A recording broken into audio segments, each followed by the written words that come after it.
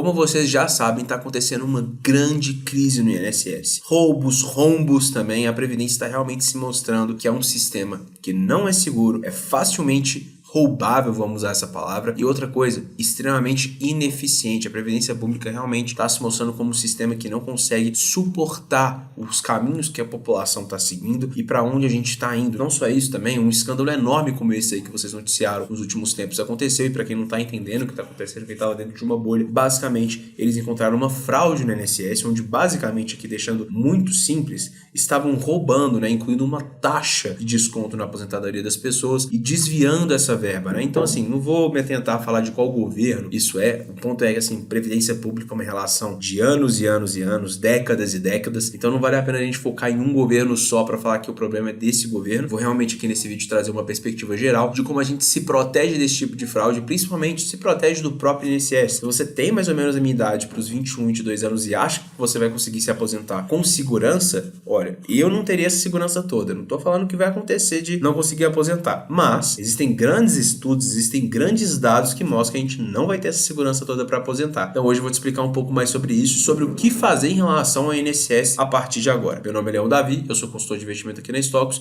e bora para mais um vídeo. O primeiro contato que a humanidade teve com uma previdência pública formal obrigatória foi ali em 1890, mais ou menos, na Alemanha, criada pelo von Bismarck, né? E qual que era o negócio? Tinha uma relação muito saudável entre quantas pessoas tinham para trabalhar, quantas pessoas tinham muitos filhos e a expectativa de vida. Então a gente tem uma estimativa que as pessoas viviam até cerca dos 45, 50 anos, mais ou menos ali na média, e as pessoas tinham de 7 a 8 filhos. E aí a gente tinha uma relação sustentável. As pessoas começavam a trabalhar muito cedo, com 12, 13 anos, até mesmo antes disso, começavam a contribuir já de uma vez para realmente sustentar o topo da pirâmide, as pessoas que não estavam mais habilitadas a trabalhar, né? Criando uma sustentabilidade ali de contribuição, realmente um propósito social no trabalho também. Porém, o que von Bismarck não previu foi que as pessoas simplesmente começariam a viver muito e muito mais. Hoje a expectativa média de vida é 77 anos mais ou menos, e as pessoas têm de 1 a 2 filhos no máximo. E assim, isso nas pessoas que estão tendo filho agora, né, de 30 a 35 anos. Agora, pro pessoal da minha idade, entre 20 e 25 anos, pelo menos o que eu escuto no meu ciclo social, é que muitas pessoas simplesmente não querem ter filhos. Então assim, como que a gente vai sustentar uma base onde as pessoas cada vez vivem mais e as pessoas têm menos filhos e as pessoas contribuem menos, consequentemente? Então, assim, essa conta não fecha. E resultado disso é uma comparação da pirâmide que a gente tinha, a pirâmide etária, na época ali mais ou menos de 2000, para uma projetada, por exemplo, na época de 2050. Vou colocar aí na tela para vocês verem a diferença entre essas duas pirâmides da população. Então, assim, você pode ver que existem muito mais pessoas com 45, 50 anos do que pessoas com 4 anos. Então, assim, realmente a gente precisa se atentar ao que está acontecendo e entender o que a gente vai fazer para se esquivar disso. Se esquivar, na verdade, seja uma palavra muito fraca para isso, né? Realmente se proteger dessa situação iminente que está chegando. Então, beleza, você já entendeu que o número de contribuintes não acompanha o número de aposentados. E qual que é o resultado disso? O que o governo tem que fazer para tentar balancear? Ele precisa cobrar mais imposto previdenciário, a título previdenciário. E não só previdenciário, boa parte dos impostos que a gente paga são destinados à previdência social. Então, assim, ICMS, imposto de renda, também muito imposto que é cobrado e não era para ser destinado para isso, é de fato destinado porque tem que sustentar esse sistema que é artificialmente alimentado. E o governo precisa realmente tirar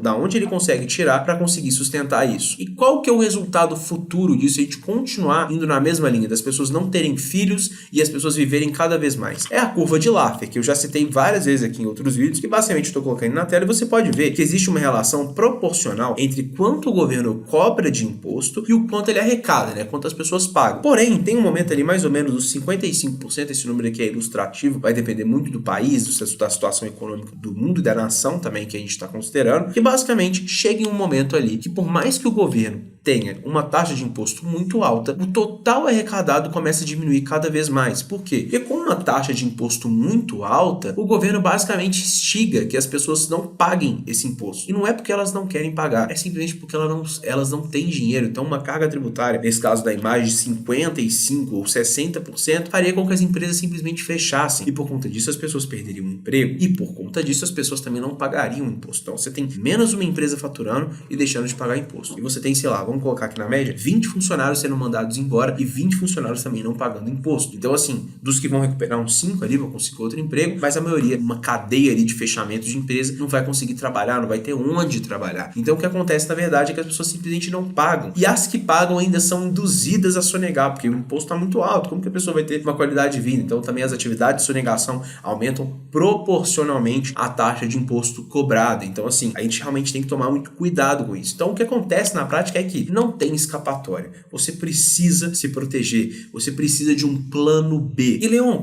qual plano B é esse? Que eu tô curioso para saber. Plano B é você construir a sua própria aposentadoria através de uma carteira de investimento a longo prazo que seja blindada a diferentes cenários para realmente conseguir ter uma estratégia vitoriosa ao longo do tempo. E por que fazer isso, Leon? Eu trouxe uma estimativa aqui para vocês. Com uma pessoa hoje que tem uma contribuição total, contando o que é descontado do salário dela, mais o que a empresa paga, então ela vai ter uma contribuição total de R$600. Isso, se ela começasse com 18 anos e se aposentasse com 65, eu nem sei se essa informação está atualizada, se 65 anos mesmo, ela teria um salário a preços de hoje, né, já corrigido pela inflação, de R$1.400 a R$1.800. E agora eu te pergunto, qual idoso que com tantos cuidados médicos necessários, uma faixa etária ali que precisa de tanta atenção, precisa de ter entretenimento também para curtir o restante da vida, precisa ter lazer, precisa se alimentar, precisa cuidar, qual idoso que vive nessas condições? Viver? Nenhum. Sobreviver? Vários, é o que a gente já vê hoje em dia no Brasil. Porém, e se esse idoso, vamos colocar o Joãozinho aí, ao invés de só contribuir com esses R$600, ele falar assim, cara, eu vou investir aqui R$600 por mês no meu bolso todo mês, isso contando que ele vai continuar com esse mesmo aporte médio, né, durante a vida toda. Eu tô considerando que a média dos aportes dele, dos 18 anos, então quando ele começou como estagiário, depois ele foi efetivado, foi subindo, virou gerente, por aí vai, a média de todos os aportes dele